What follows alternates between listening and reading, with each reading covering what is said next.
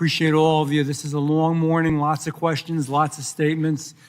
Some of it we've done before, but we got to keep trying. I mean, we've danced this dance many times before. If you're here for a few years, you know it.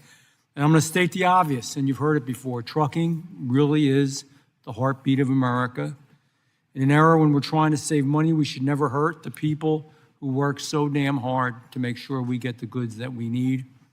Whether the weather condition, whether the conditions in general, they're out there, they're working, they're breaking their back.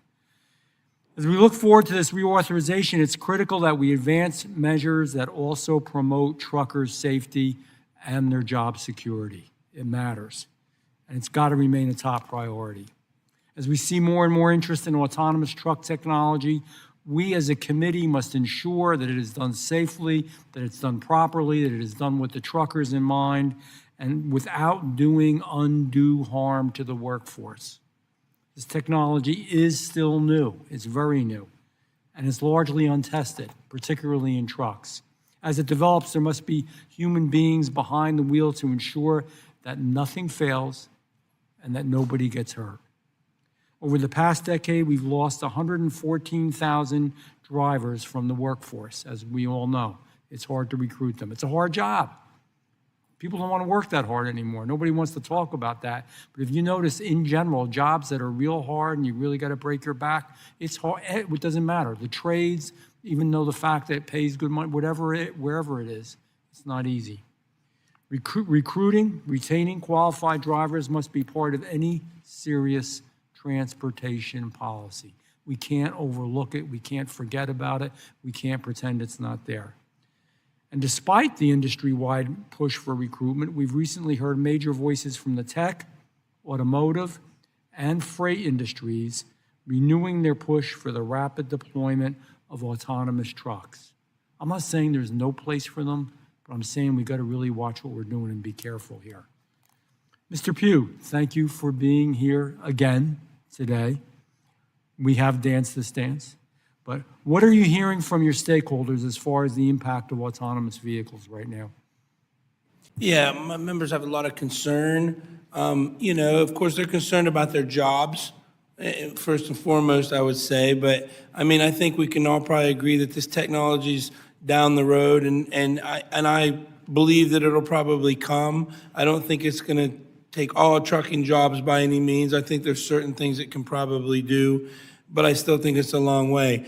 The bigger concerns come down to all these questions that never get answered. For one, they have self-reporting, so that we find that kind of scary, that they can only have to report what they want to report. So I'm sure they're reporting the good things and not the bad. That's usually how you would handle that kind of situation. There's also huge concerns in cybersecurity that are being asked, because the componentry of some of these things come from, again, countries who don't really like us. So they would probably like to be able to take over a truck. I've seen a special in 60 Minutes where they could take over a minivan with a laptop and make it start and stop and do all these things. So that's a huge concern in trucking. May I just stop you for a moment, because I appreciate that. That cybersecurity is a big deal. I'm from the state of New Jersey. A lot of trucks go through New Jersey, right? But beside that, they just put the Easy Pass system out to bid. A lot of people don't know this, and it's not only New Jersey.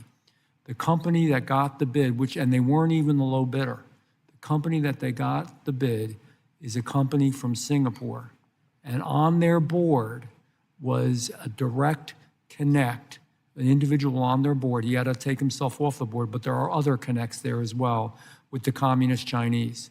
So we're allowing them to control, as you talked about, it's happening in your industry with the laptops, it's a lot of our toll roads across the country now. I don't know what the hell is wrong with us as a Congress that we can't see that this is a problem. This shouldn't be allowed to happen. In your example, or even in the example of that Easy Pass bid. Go ahead, I'm sorry. Yes, you're exactly correct. That's a huge, huge concern. And again, the other concern is, what do these trucks do in an accident situation, such as, say, there's a school bus or some family of car with kids on the side? Do they hit the car? Do they go in a ditch? Do they run over the people? I imagine these things are probably programmed at least to go for the path of least resistance so they get the least amount of harm. We also find it troubling that we've asked and asked and asked for either myself or other members who have trucking experience to come take a ride in one of these vehicles, and we still have never been taken up on that offer. Unbelievable. If it's good, why don't they want you on a ride? Exactly.